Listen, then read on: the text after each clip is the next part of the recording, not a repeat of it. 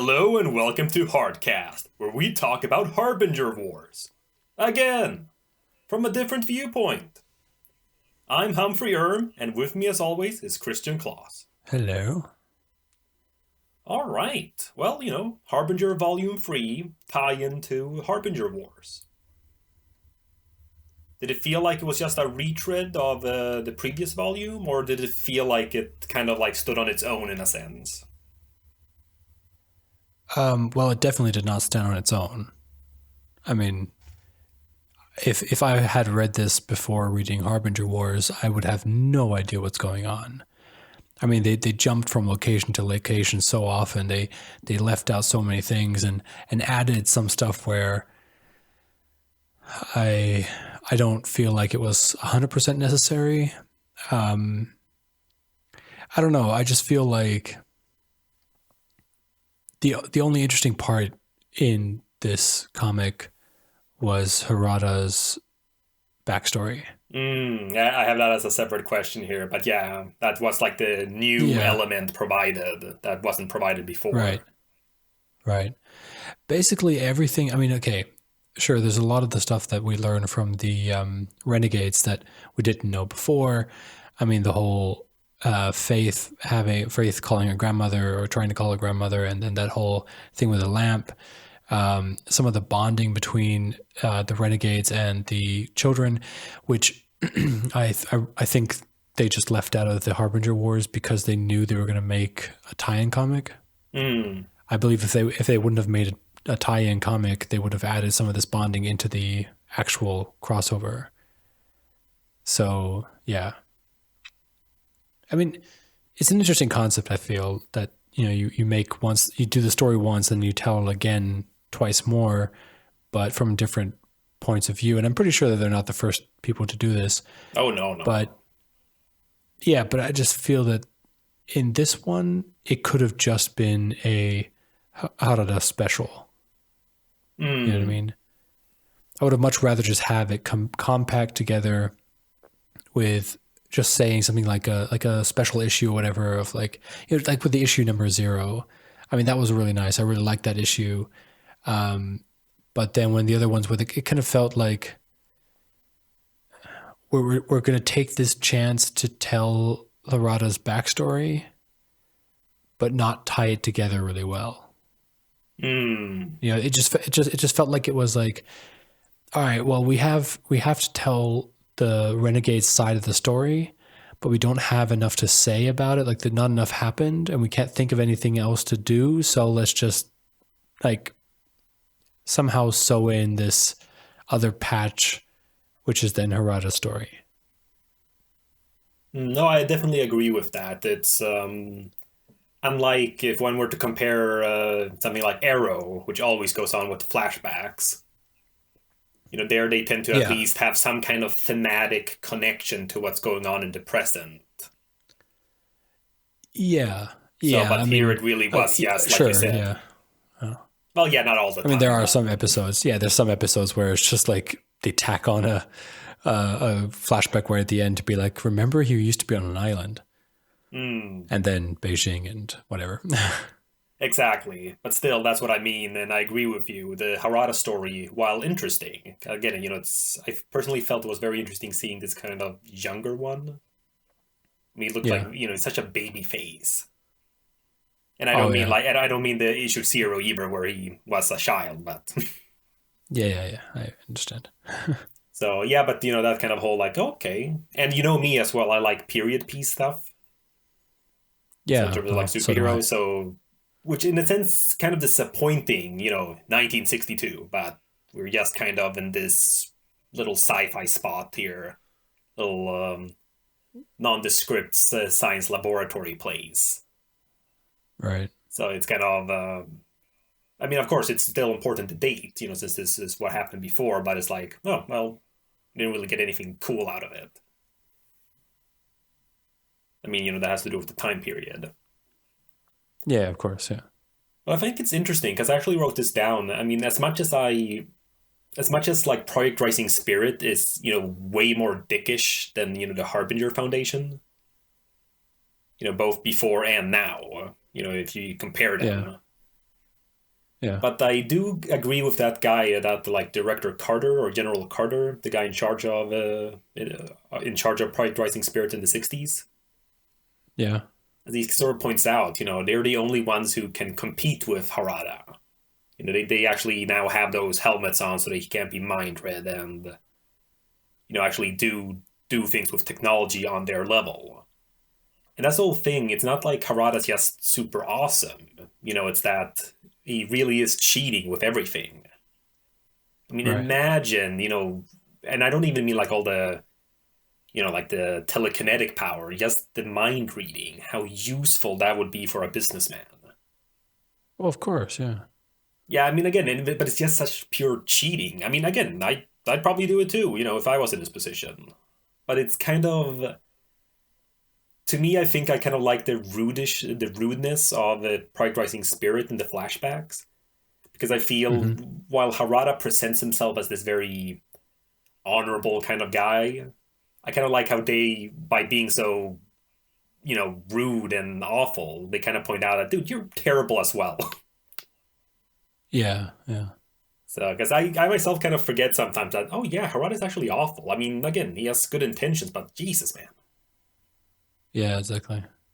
But again, I feel like it's kind of interesting to see um, where he came from. I mean, he wasn't initially, the bad guy. I mean, sure, he yeah, well, like you said, he does the right thing, but in the bad way.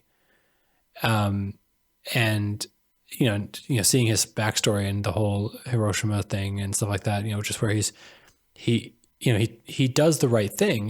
He steals the food and water from people who are trying to sell it at an unfair price.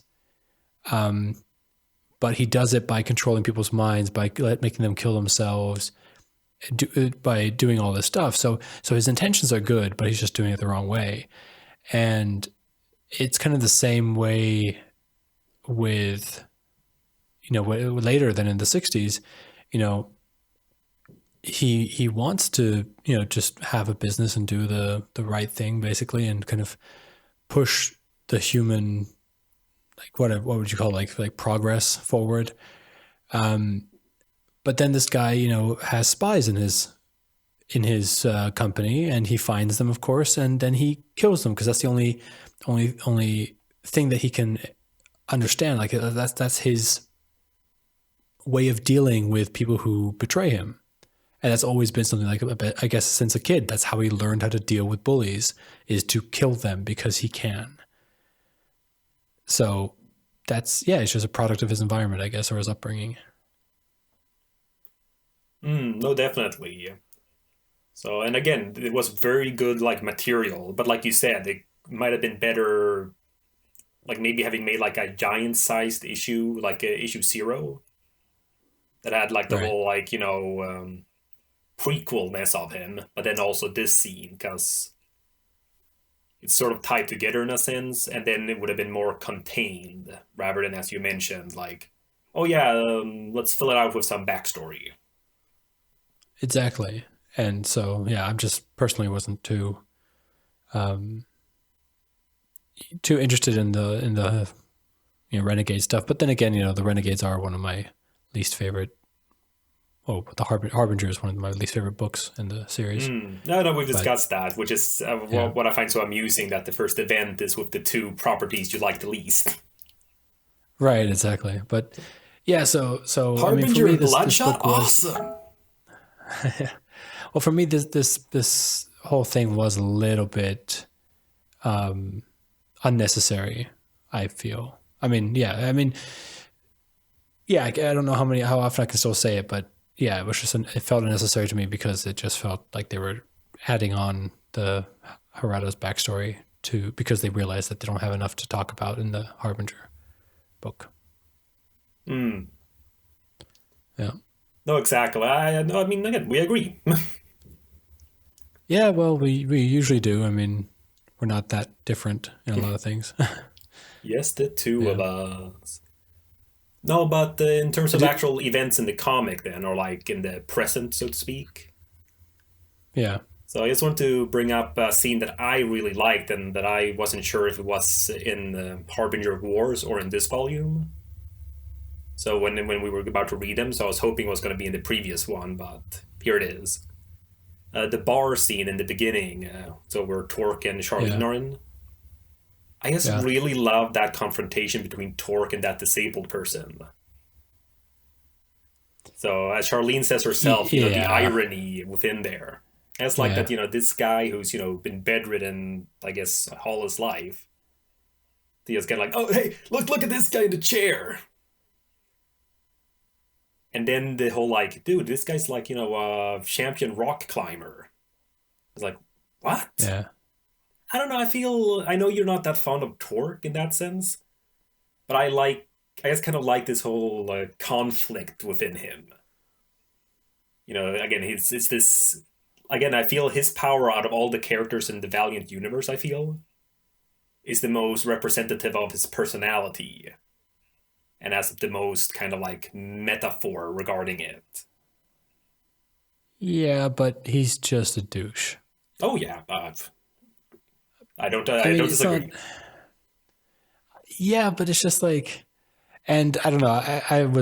I groaned a little bit at the. I don't know. I mean, yes, you know, Flamingo did lampshade it, but it it was just too much for me. I mean, because like I didn't realize that this guy was in a wheelchair until the shot from the top, like when it was like looking down, like in the panel where she says that that this Mm. is way more ironic than it possibly.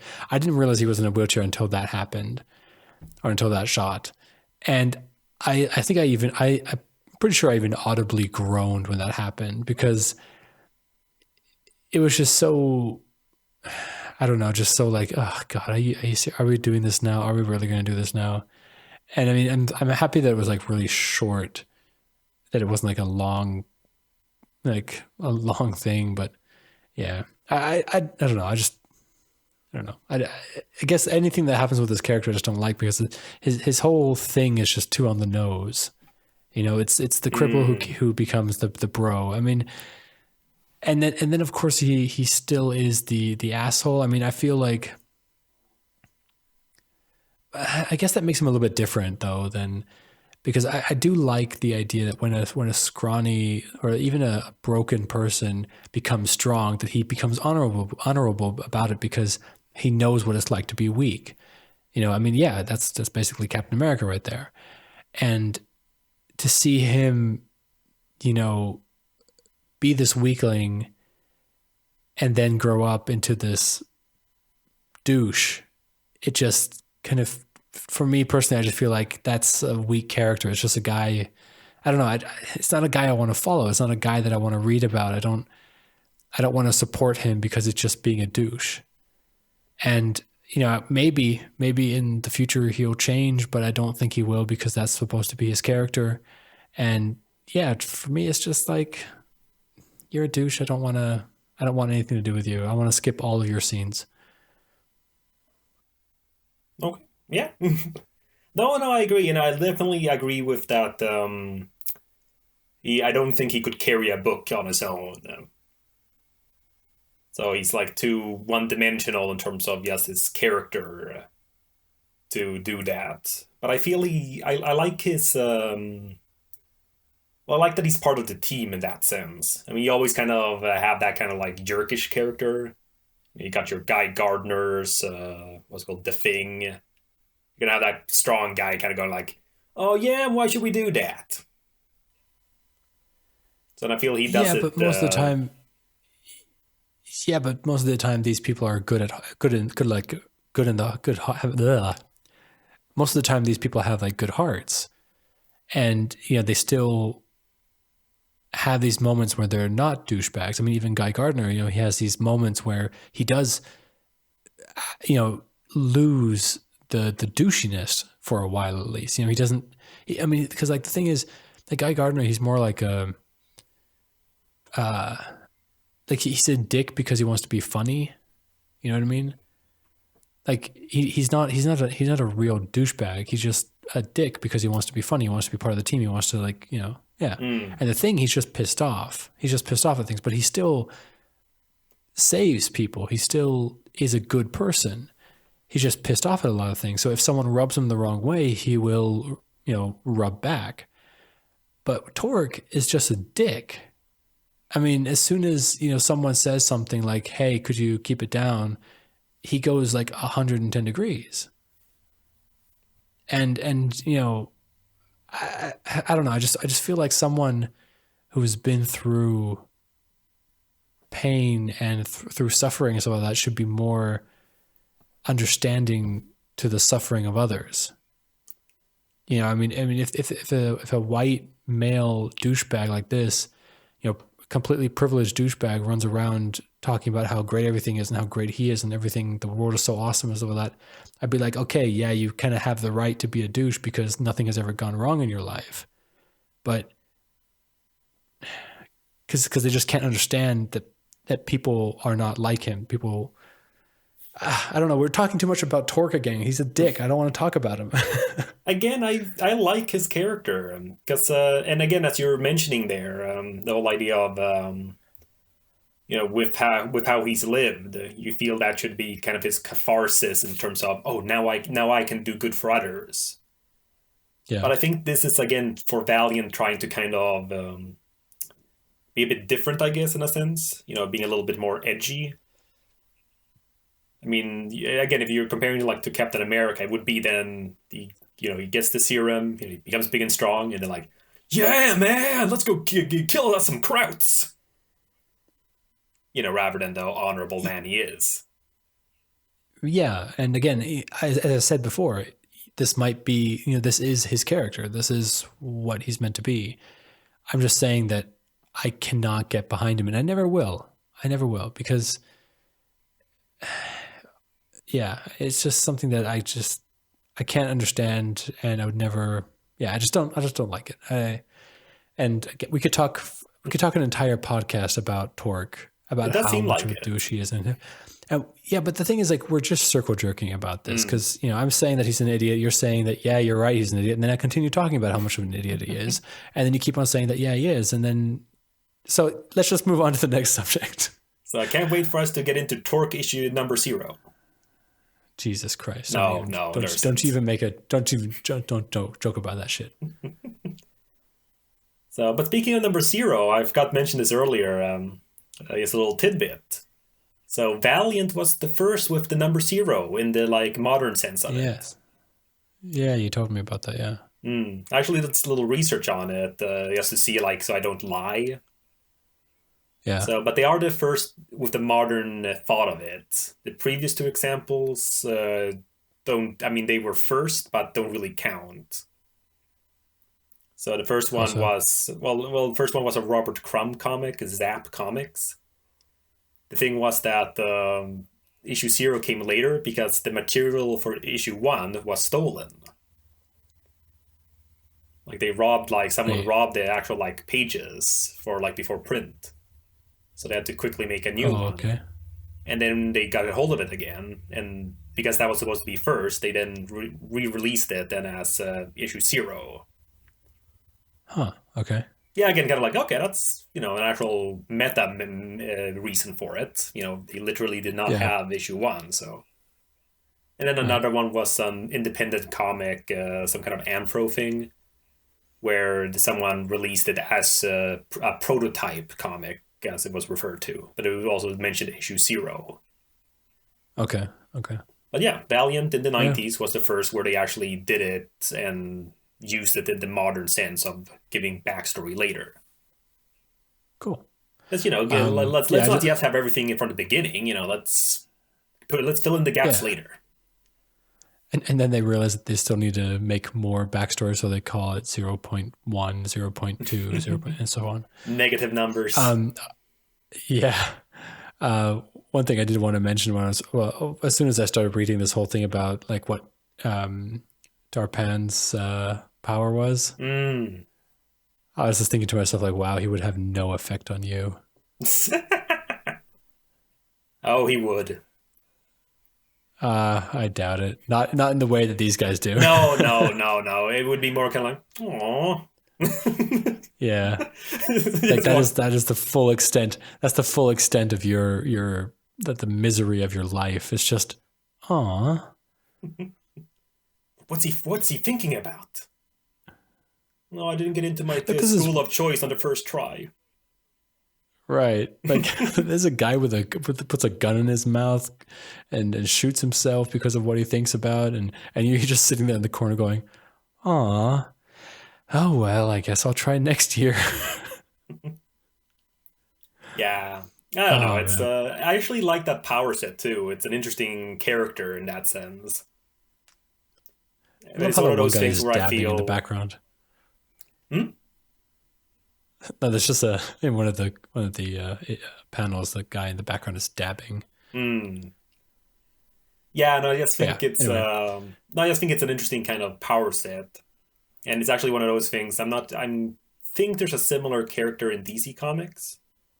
It's one of those things where I think it'd be fun if they met like someone like the Joker. You know, like Yeah. do they have like remorse in that sense? Like they actually did that Well, similar. exactly. Yeah. They did a similar thing in John Byrne's run of Fantastic Four, actually, which was a really cool little thing. Galactus came back, and like Hmm. everyone's fighting him. So Fantastic Four and Avengers and stuff, and they're all doing a good job. But then Doctor Strange does a cool thing. He actually gives him a conscience. Like he yeah uses magical powers to give him a conscience, and then suddenly like he freaks out because he realizes all the destruction he's caused. Oh, cool. Yeah, I can't remember how it else. I mean, obviously, whatever happened doesn't stay because he's returned many times after that. Yeah, of course. But I just kind of like the idea that because again, he's barely moves his face. It's like because he's just a force of nature. I mean, he just feeds. It's not because he's evil. It's just Right. it's his diet. Yeah. But then like to have this whole like gave him a conscience or made him realize or something, and he's just like ah. Right. Yeah. That's actually So an yeah, interesting way of defeating. Yeah. well, again, that's what I mean. It would be cool. It's cool then to see if there's a character in Valiant, maybe Bloodshot, since I'm guessing it's a psychic power in that sense. And since he's immune to like telepathy and stuff like that, then I guess he can't be affected. Well, yeah, I guess. Guessing Eternal Warrior would be pretty freaked out. I mean, he has what's called centuries of the trauma to go through. Yeah. He only has regret. He can't even kill himself either. Right. Fuck No, I'm just like, no! yeah. Now I'm just wondering because I'm just wondering if there would be a character who would be immune. I mean, I was thinking at first Faith, but she's probably the one that, because she has like the really tragic backstory that she's just keeping within and always smiling in the front. She'd Mm. probably have the biggest breakdown of all of them. Oh yeah. Well, Yeah. again, a good character One thing I do should. have to mention, yeah, but yeah, there's just one thing I wanted to mention, which I noticed during the reading. You know that swimsuit scene, like when they were at the pool. Oh yeah. Do you know? Did you notice the lack of gratuity shots? I was. I didn't actually think of it when reading, but now that you're mentioning it, yeah, there wasn't Because when I like. was when I was looking, yeah, when I was reading it and I saw that they were at the pool, especially because Flamingo was then in a like strappy bikini, because you can kind of see it a little Mm, bit in the first panel when they're there. I'm like, oh, okay, here we go. Here's the you know, here's the swimsuit, panels. You're going to see a lot of gratuitous shots of it's the hot springs everyone, episode. right? But not a single one. Like Flamingo is always cut off. Like you can never see anything below her like upper chest, basically. Which I think, and I'm saying this because I think it's amazing, and I'm kind of embarrassed that my mind went there right away. I thought, oh, here's swimsuits. Okay, we're gonna see barely covered boobs, Mm. and not at all. Like the only full body shot we get is of Faith, and she's wearing a one piece suit, and even Chris is wearing a one piece suit, And it's the kind of thing where I'm like, yeah, it works for their characters. It makes sense for their characters, and there were no like gratuitous shots. There was nothing like, I mean, they could have so easily had like a full panel shot of a flamingo just sitting there or lying there with her bikini. Yeah, carrying up the like from kind of like on top, like overlaid on top of the panels on the side. Yeah, Yeah, yeah, so like in a but way, it's as you say, gratuitous because it's placed like that. So sure, we get kind of like an extra panel, but it's so we can see yeah, her like in full glory without worrying about like the placement of other characters in the others. yeah. And now that I'm looking at it, there's like two panels where flamingo is shot from behind, even though she's talking, and it could so easily have been a front shot. Or an ass shot. And this is what I mean. No, but this is what I mean. I think this is I say a lot of respect to the artist or whoever decided to make it like this, to not show off anything, because when it was over, I was like, wow, they didn't do it. That's awesome. Like I was like, that's pretty cool. Like, wow. Why, Chris, I did not realize you were so sex negative. No. I went on Rule 34 like right afterwards and looked for pictures of flamingo, but I'm thinking you'd not in be my pretty comic. disappointed in the amount. Oh, really? I haven't actually checked, so I don't know. I actually did just to see, and again, as I've always said, the amount Sure, of Rule Humphrey. 34 Sure. is no, but the amount of Rule 34 is equivalent to how popular it is, and that's why My Little Pony has the most. Oh, Jesus. Why? But Why do you have no, to actually, dirty up our Pokemon, podcast? actually Pokemon. But anyways, so but Valiant doesn't even have a tag. Hmm. Okay, So see, that yeah, was my fault. It was my fault for bringing it up. How about we just continue on to the next point? I can't help but be more worldly than you. Sure. Worldwide, worldly wide web. But no, that didn't work. Hmm. Should have been Okay, in my rule. just Yeah. continue. So screeching halt. So, but then since we're discussing anyways here, so we got to see a little bit more with the what's called Generation Zero as well, and we had this scene with Kronos and Peter talking, Yeah. and I don't know, I totally forgot about this scene, so until I reread it now, and I was kind of Hmm. thinking, his reasoning, is it reasonable? I mean, Well, it's I a very mean, like weird situation. You know what I mean? Like it's yeah. one of Well, the those that's thing, hard to yeah, apply to us. yeah. So because it's not like Well, they're I just think with refugees or anything. It's like, oh crap, they have these powers and are dangerous. yeah, yeah. Um, I think the most important thing when you're writing something like this is to make sure that a reader won't question it the first time they read it. You know what I mean? Hmm. Like if someone says something like, I don't know, they make like a scientific statement that is just completely wrong. We only use ten Like it's percent of our something that, brains. yeah, something like that. When if like if something from a couple of years ago, I'd be like, okay, they didn't realize that was a whole thing going on, that everyone thought that we only use 10% of our brains. But if a comic nowadays says that whole thing, like he has powers because he uses 100% of the brain, that kind of stuff, that makes me stop reading and go like, this is bullshit, and then I continue. But with this, it doesn't have to be a scientific fact. It also could be reasoning. So if someone makes some reasoning that is completely outrageous, where the reader has to then stop and go like, okay, this is stupid, you kind of get out of that flow of reading. So what I noticed when I was reading this is that I didn't stop. It felt reasonable at the time when I was reading it. Hmm. It Well, made that's good. sense. So it's not a problem. Like, I understood. Okay, I understood where he's coming from. Okay, he's killing people so that so the children around him don't have to worry. They can play. They can live, so to speak, a happy life until it suddenly and quickly ends for them. With explosions. And right, with the brain bomb explosions. So from my side, I was like, okay, great, fine, continue. If we now start talking about it, like analyzing it, then we have to start. Then the questions come like, is it ethical to kill all these people? Should he at least try to escape? But that kind of stuff. Like, well, would the people just if they actually do manage to escape, would the bombs just go off anyway? During the escape, would some of the children have to suffer prolonged deaths?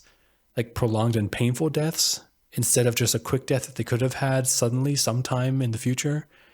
So it's one of those things where if you analyze it, you start to realize that there are some holes in it. But I don't know. I feel like the kid, because he is a kid, he's making the best decision that he thinks he can make at the time. So regardless of what we would do, like with our experience and what we would think is reasonable or ethical or whatever, we just have to believe that the character is making the right choice if he's supposed to be the kind of character that we're supposed to root for. And I guess in this case we are. Well, again, that's the whole... I'm totally behind him. Okay. Yeah, no, I mean, for me, it's not so much, I like the part of, letting them have, like, a little childhood, what's left of it in that sense. Right. So, but I just feel on, like, two fronts, both, the ethicalness of all the people they've killed. I mean, that room with all those, like, SWATs or whatever. Yeah. They're like, okay, shit.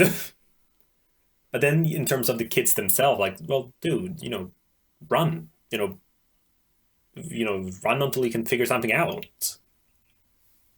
Yeah, but that's the thing. What I was saying, that they have these remote controlled bombs. Yeah, but they haven't blown brains. up yet. So maybe it's again. But that's what I mean. That's where we get into this discussion where we can now say that well, here's this question: when you read it the first time, or even the second time now, or however many times you read it, did you immediately start thinking about that plan while you were reading it? I can't remember. You just like read it and go like, oh, this one? Okay. So if I did, it wasn't like long enough, Yeah. Well, because I'm just thinking that, say these people run away and they escape. They actually manage to escape. The logical path to follow would be to blow them up. Because right now, the company, what would be the PSI, or what are they called? The Project Rising Spirit, PRS. Yeah, PRS, that's the one.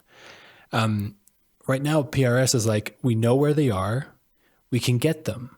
Like we can actually get them with Bloodshot. Like he could go in there and extract them. However, if these kids run away, say even split up, and they're all around the world now somewhere, if I was the leader of Project Rising Spirit, I'd be like, let's count our losses and then just push the button. Because then I don't have to worry about there being some rogue psyot somewhere that might, grow up to become strong and then come back for revenge. I won't have to worry about any of that kind of stuff. I could just be like, okay, click, boom. So that would be my reasoning. And I think, yeah, he's making the right call here. All right. That's interesting. Even then, think about this. Like say they run away. Like I was saying before, the kids run away. They have to see like death. They have to go through loss because not all of them are going to make it. They're going to have to kill people probably. They're going to have to, grow up really fast. And he doesn't want them to lose their childhood so quickly. Because if he can figure out some other way of getting out while the kids can still be safe, these kids can grow up somewhat normal life still.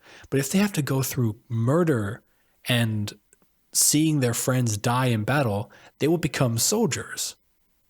And kids should not be soldiers because then they become, messed up adults like Harada. So in some sense, he's kind of doing the best that he thinks is there, and I think I would probably do the same thing if I had those powers. I'd also just kind of let that burden fall to me, and kill these adults trying to destroy the kids. Okay, I was not expecting this reasoning. So no, but that's again, this is kind of stuff I like. And in a sense, I guess I agree with you. I mean, you make sense in that way. It's just this what's called just this whole issue with well, unrelatability in that sense. It's not like they're Yeah, but I just, mean, it's just kind of, yeah, no, but that's what I mean. It's I mean, especially the whole bomb thing in the brains is like, I don't know. I wouldn't say that it feels like it was just the writer trying to cover all his bases. So, no, we have to do it this way. Because, it right, makes sense within the story, I feel, especially with PRS being yeah, such, dicks.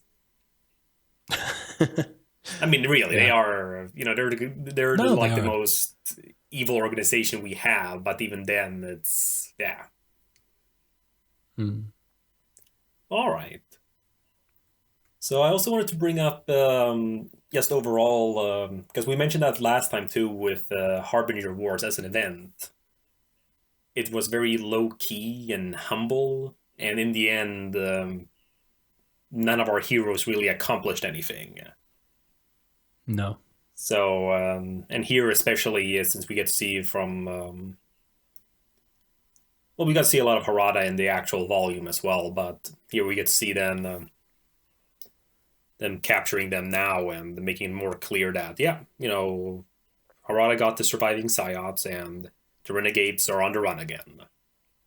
And it's like right. really hammered home this time with the, captions there pointing out that, I mean, a little too much, I feel almost, going on about, we all like Hmm. stories that end with, everything, with the big reveal and everything Yeah, working out. I always feel that kind of yeah, like, I don't know, it always feels a little, yeah. But, yeah. Well, it was Faith supposed to be doing that, right? yeah, I think so. I mean, Yeah, it's her style. and that So, whole but the whole idea of like, we Joss survived. Whedon thing as well. That was just like a little bit like, oh god. We done. Hmm. So, well, she is a Whedon fan, so I think it's she's mentioned Hmm. him a couple of times, so it makes sense. Yeah, So she's a yeah, nerd. Nerds like John Whedon. I was gonna say. Joss. So But it it's is his less interesting talented to brother. yeah, John. Yeah, no, that would be what was his name? Jeb? No, not Jeb. That's the other Oh yeah. guy. Anyway, no, but it is interesting to think that the X-Men exist in this universe. Mm. Yeah, I mean, it's just I think something like that is kind of weird. I do like that idea of the of that in DC, in the There's only DC universe, Marvel. all the superheroes in Marvel Comics, right, and then vice versa. So I guess at least there's some Marvel comics in the Valiant universe then too. Well, again, Or maybe it's they. like I a mean, maybe it's like a Deadpool thing where it's just like breaking the fourth wall. so well, I hope they don't have a character like that too much. Yeah, me neither. So, I mean, again, I like the concept, but I don't feel it's something unless they can really come up with a fresh take on it. So it's yeah, I don't think it's really necessary. But the whole thing Yeah, with Valiant, of course, is and I actually wrote this down as another point here, but they mentioned themselves, quote unquote, Valiant is the world outside your window. So it's there's no Gotham, there's no like things that don't exist. From the public's view, it's just you can have your secret organizations and all that. really, I've never But seen any psyops running around. Well, how do you know? Maybe they just made you forget. Ah, of course. So you should do what Chris Stupid. did in Volume 2. So she like checked the time all the time and realized that she'd always have these moments where like 5 minutes had passed because she was being like mind read and then wiped. Right. Anyways, Right. but what I That mean that is, explains so many things that I've done when I was supposedly drunk. Ah, it was exactly, just a psyop erasing my memories. precisely, Huh. Chris. And then they put all the memories of me doing stupid shit and throwing up in cars and stuff like that into your guys' mind so you could tell me what I did the night before. That Exactly, makes they cover all their sense. bases. Crap, we have witnesses. What do we Right. do? Put fake memories in them. Perfect. Okay, that makes sense. Oh, But you good, really, good, you, good you to know really that did I'm shit not yourself, actually an though. alcoholic. Oh shit, No, no, Chris, that part was real. You really did crap no. yourself. The Nah. Now, but I was yeah. going to mention with that, because it's the world outside our window, I want to. Hmm. Would the like beginning of it be a bit insensitive? This whole Syria thing, like especially with it being Yeah. current. I mean, and this was 2000. I think 2012 or 13 when this issue came out, so it's very current at the Yeah. time. And again, I'm not saying we have like X-Men Days of Future Past with so you killed John F. Kennedy, Magneto. No, no, I was trying to protect him. I was that's how do you think that bullet could move like that? Right. But with something that's and again, I'm not someone who's to say you can't do anything. Like again, once you make such decisions, then okay, well, what is and what isn't okay. But yes, in terms Yeah. Well, I of think I them think themselves. well, I think one of the big things here was, I mean, I think you can use the countries and you can use the stories from these countries, but don't use real people. If they had actually taken the real, like drawn a caricature of the real president of Syria in that Mm. sense, I think that would have taken it a little bit too far. Especially with what happens. Exactly. Because I don't think I think it's really in bad taste. No matter how bad a person is or whatever, you can't you can't take a comic like this and kill an actual person. Or I mean, again, but then the South Park episode with Bin Laden has poopy pants or whatever that one was called was Mm. somewhat funny, but you know what I mean is that there's this line. It's kind of hard to cross. I feel it's usually better if you just make fictional characters, but you can put them into real life events in some sense.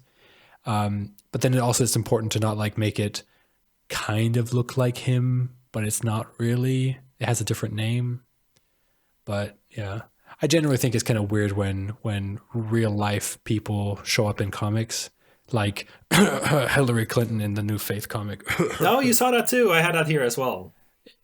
Yeah, that's so weird. Sorry, but Well, I don't well, know. again, I don't know. I haven't caught up with Hello, fellow Faith. kids. So, well, again, Jeez. if she Yeah. if she was smarter, like if I'm not sure if she's the one who suggested it or if there's any like proper connection between them. Besides, I'm I doubt assuming it. the writers, being Democrats or Hillary supporters. But because I Yeah, think or if there's it's some sort of her, yeah, I yeah, think she should have tried going yeah. maybe after Marvel or DC. Yeah, exactly. Like, why go for the small valiant? I mean, yeah, Which whatever. is We why can I'm discuss thinking this that it's also. not. Yeah, Well, that's what I mean. That's why I don't feel it as at least a piece of propaganda from her herself. Because yeah. It I might I might be think she like a could do valiant thing that better. they went to her. Yeah, she could probably go to, or who knows? Maybe Marvel and DC were both like, nah, get out of here. We're not going to do a political thing. Um, yeah, it's going to be weird. I'm definitely going to look at that one because, but see that it fucking worked. So I'm yeah, thinking to myself, like, you know what? I should probably read it. That worked. I mean, I don't like her. I don't like her politics. I don't like a lot of the stuff that she has to say. But I'm like, you know what? This is going to be interesting to see how she is in the comic. Well, again, But I haven't read yeah, because it was a mini series that started this year. So which is like four yeah, issue mini series of Faith, and now she's having a regular, and that will be issue okay. 5, I believe, in November. So it's not like Oh it's shit! In apparently going to be November. that it's So yeah, so it's not like it's gonna be, Hillary and Faith So a team up book. so right around election season. Oh yeah, you're right. So then, yeah, but then it's either, yeah. I mean, again, I'm curious. I mean, in my case, it's Yeah. irrelevant since I can't vote. Yeah, me neither. Well, So, well, I you don't. can't vote if it sort of counts. Yeah, because I'm a foreigner, or half foreigner at least. Anyway, no, but I think it would have been better if the better team up would have been her and Bloodshot. Go after some Mm. psyop kids and just kill them. And then, I don't know, and then maybe Bloodshot could congratulate her for her role in Benghazi. I mean, sorry, no, we'll talk about this something else. What do you say? Yeah, let's talk about something else. We're not get Yeah, political on this podcast. We said, yeah, but that's what I mean though, because I don't mind. Like I said, it's I like it when you one kind of like fictionalizes the past. Obviously doing it. I don't want people to yeah, point out historical that. fiction. Yeah, exactly. There we go. Yeah, And in different ways, from being something that, what, this could happen. This could have happened. We don't know exactly what happened, and this story made sense and was entertaining. To things like, yeah, X-Men First Class or Captain America. It's yeah, like, yeah. But even just with those fun. things, it's fun. It's fun. Yeah, yeah. I mean, just like with Mm, Abraham Lincoln Vampire Hunter. exactly. It's not about it's I, insensitive I, to make him a vampire yeah, hunter. yeah. Yeah, but So it's a what time just made thing. it so fun is that exactly, and it's also just the idea that there's so much stuff in his life that lined up so well with the book. Like it's just that's what I love historical fiction so much is that you look at these events and you're like, you know what? If he was a vampire hunter, then this would make a lot of sense. All of his family members dying of a mysterious sickness, that kind of stuff, like a sickness that made you kind of weaker and weaker until you died. I mean, that sounds a lot like a vampire, and it could be out for revenge. Why would they want to have revenge on Lincoln? Maybe he's a vampire hunter, that kind of stuff.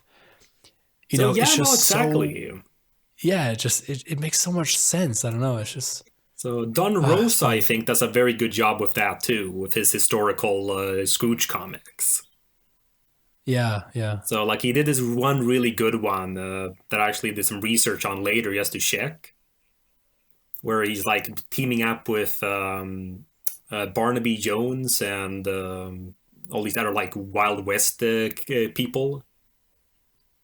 And it was all these kind of, I remember reading his commentary on it, saying like, yeah, just thinking of a new adventure and about like, maybe another Western with Scrooge, because that would fit in with the timeline I have. And then there he right. was looking through like the dates he was thinking of it taking place. And then there he was, the Dalton brothers are still in action during this time. So they'd be good villains to fight. And ooh, like, then we could have this connecting and this. And yeah, because they were actually going this direction at that point, and they would have been in the same town at some point. Exactly. That's the kind of stuff Hmm. that's so awesome. And then the more like kind of a Yeah. cheating stuff, like, because Geronimo is a part of it as well. Hmm. But according to what he was saying, he would have been part of some. I'm not sure. It wasn't the Trail of Tears, I think, but it was something else, something similar. He would have been like forcefully what's called moved to somewhere. But he figured then, like, Right. what? It's a Geronimo. I'm sure he would have snuck off and then, joined in this adventure. Okay. And again, Huh. there's no documentation that he wasn't there, or that he, Yeah, of course. Yeah. Yeah. But that's what I like. But that's the whole thing with like here today with the whole Syrian crisis, with the Hmm. refugees and all the ISIS and all that stuff. It's still currently going on, and we haven't had like we haven't really made a proper decision of what happened. I'm purposefully choosing those words. Okay. No, because things are still happening. It's still in the now. So having made this Yeah. kind of thing here with, oh yeah, no, it was Harada sending in this Psyot and all this stuff, and it was all in the end just to get control of this stuff, and he's pulling all these strings. Hmm. And it's like, dude, people are still dying from what's going on over there and all this stuff. Like, again, I'm not going to Yeah. tell him that, no, you shouldn't, you should be punished for it. Nothing like that. But, like, dude, consider this, for, like, the future. So that's Yeah, mostly but then how I see again, those. yeah, but I mean, you have to also kind of think of the audience of these comics. I mean, that's probably why Marvel and DC don't do this stuff. I mean, every time any of these characters go into the Middle East to do something, it's always a made up country, a Mm. something stan, and it's in some sense kind of, I don't know if you would call it racist or something like that, but just this idea that, as soon as an American, or I guess the audience of, the Western audience sees a comic and it just has something with a stan at the end, we understand, okay, somewhere in the Middle East, there's terrorists, there's ISIS, all that kind of stuff. So I think they do that just so they can protect their ass for the same reason that you've just been giving. Mm. And, and I think Valiant would be doing it too if they were bigger. So you think they're kind of, I wouldn't say like taking advantage of it in that sense, but more like, yeah, you know what? I What the think, hell? well, I think it has more to do with the fact that they know that their audience is primarily in America. And like, for example, when I was on the free comic book day here in Germany, I went to some of the comic book stores here in Munich, and there was one Valiant comic in the Which entire store, one was it? and it was Bloodshot #2. Like, it was right before we were supposed to read it, so I was like considering buying it instead of reading it digitally. But then it was like really expensive because it was the English version. Oh, yeah, so So it was the imported and imported all English that. version. Yeah. So even in the German comics, there was not a single Valiant comic. I don't know if it's changed by now, like if they've actually like gotten more Valiant stuff or stuff like that. But that's what I mean, is that I feel like Valiant is very America centered. Mm. Like, I'm pretty sure that most of their audience is very American, and it's only so, like, most of the sales are in America and stuff like that. So I think that because it's such a small, kind of a niche comic company, they can make light of these situations because no one who's reading it is actually directly affected by it. So you got a Syrian Valiant fan reading this, like, the hell? Yeah, exactly. No, but see, immediately there, But that's kind of like, of course, there must be yeah, some Syrian who's read them, but it's first and foremost, he probably of has more course, important things to worry about. exactly. And not only that, but You just know, this is like, the straw. This is the last straw. yeah, no, but that's the thing, that then it's also just like one voice, and one voice won't change anything in that sense. So he can go to Twitter and talk about how Valiant shouldn't make fun of that, but nothing's going to happen out of that. So, well, that's actually good. That's actually a point that will come up when we read Rye. So, because that's a very, it's kind of interesting. I don't want to like go into like something that's still a few volumes off, but it fits so well with what we're Okay. discussing right now. Oh, we can pick up the discussion then later again. I mean, we're kind Mm, of running out of time now anyway. that's true. So, but yeah, no, but it's an interesting topic, all this stuff. Again, Make a like note of it I and we'll guess to get make my back to it. point Maybe clear, we'll my make a stance. Hmm? maybe we'll make a special episode sometime. Mhm. Yeah, just to make my stance clear in this sense, I'm not going to tell anyone they can't draw something or write something. But that's with anything, it's not so much of that you can't. It's more, well, why do you want to? Yeah. So in I that mean, in some sense, sense, you have to live with the consequences. well, depending on what kind of consequence. I mean, again, I don't think regardless Well, of what someone has written or drawn, shouldn't be what's called killed or whatnot. And just like a really well, I mean, angry, what's called death threats on Twitter and stuff. That's on the right track. that's on the right track. Well, that's it. That's just Um, words, and that hurts feelings a well, lot. So when you yeah. want to Well, kill I mean, yourself. you haven't been following that whole Twitter thing with that one actress from Ghostbusters, have you? No, the only thing I've heard was that one movie critic, Roper. So I mean, Okay, okay, yeah. he's been harassed by fans of the movie for not liking it. No, but yeah, maybe if you would see what has happened to her or what she's been going through, you might not be Joking about it. so positive about like Twitter messages and stuff like that. Yeah, no, But no. I I mean, I'm just being think, facetious in that sense, but yeah, I know. But what I mean is that I feel like if you put something out there, you need to live with the consequences in some way, and in some sense, it doesn't matter what it is because we are somewhat aware of what the consequences would be. People know that if they're going to draw a picture of Muhammad, that there's going to be some backlash. If they decide to do it anyway, they have to live with the consequences. I mean, I personally don't feel like if other people have to suffer because of it, who didn't have any control over it, that's a whole different thing. But this is what I mean here is that, if you're going to draw it and you believe so hard that you need to draw this or you need to create this, you need to make this, you need to make this point, whatever, then you have to live with what happens afterwards because that's part of making the point is actually, accepting what comes as a response. So yeah. yeah, got a little heavy there. I thought we said we're not going to make this shit political. So, you want to talk about torque instead? No, god damn it. That's worse. That's worse. All right. Oh man.